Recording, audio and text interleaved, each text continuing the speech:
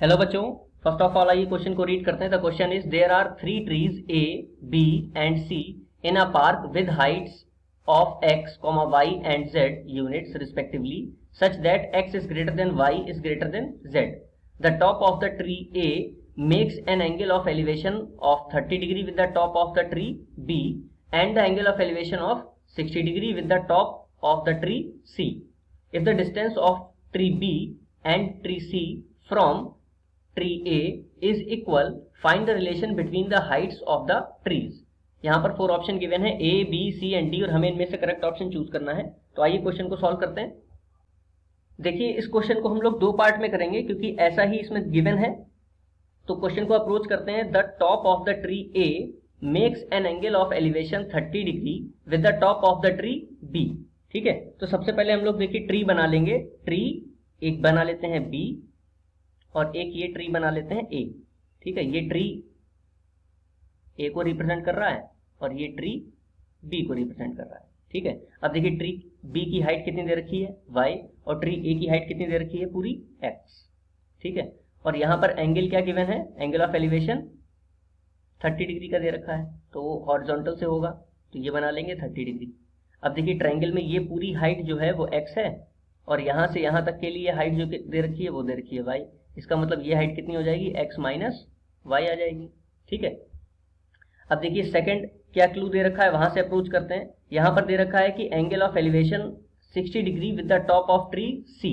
ठीक है, तो ट्री C से A का, यहां पर अगर हम लोग ट्री C बनाएं, ये है ट्री C और ये बना लेते हैं ट्री A, तो इसका जो एंगल है, एंगल ऑफ एलिवेशन, वो कितना दे रखा है, 60 डिग्री दे रखा है। जहां पर इसकी हाइट कितनी है z और ये पूरी हाइट कितनी है x। ठीक है, तो ये भी z हो जाएगी और ये बाकी की बची हुई हाइट कितनी हो जाएगी, x माइनस z आ जाएगी। ठीक है, आगे देखिए क्वेश्चन में दे रखा है if the distance of tree B and tree C from tree A is equal, यानी कि डिस्टेंसेस B की A से और C की A से इक्वल हैं। तो इसको हम लोग डीलेट कर लेते हैं, यहां पर भी डीलेट कर लेते हैं क्योंकि ये डिस्टेंसेस इक्वल है, ऐसा हमें क्वेश्चन में गिवन है।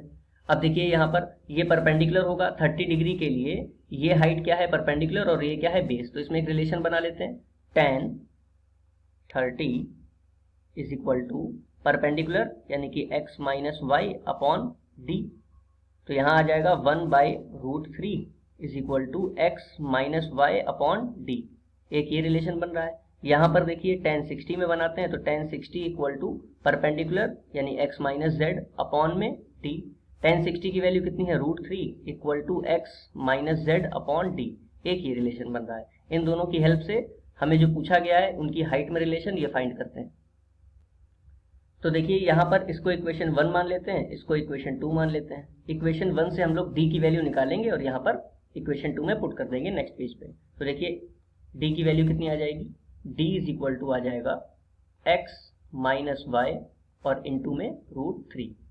इक्वेशन 1 से d की ये वैल्यू मिलेगी। अब देखिए इक्वेशन 2 में, इक्वेशन 2 क्या है, √3 equal to √3 is equal to x minus z upon में d।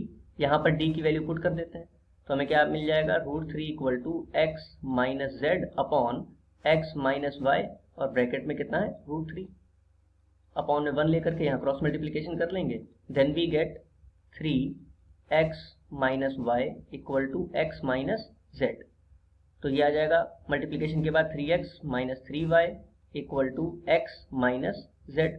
सबको एक साइड में लेकर के आएंगे LHS में। Then we get 3x minus 3y minus x minus z equal to 0। ठीक है, तो देखिए सॉल्व करने पर क्या मिलेगा, 3x minus x 2x minus 3y minus z equal to 0। ये रिलेशन मिल रहा है हमें x, y और z में। ठीक है, अब देखिए ऑप्शन चेक कर लेते हैं। 2x माइनस 3y, ठीक है, प्लस z किस में मिल रहा है, ऑप्शन बी में। तो करेक्ट आंसर हो जाएगा ऑप्शन बी। आई होप आपको ये क्वेश्चन समझ में आया होगा। Thank you.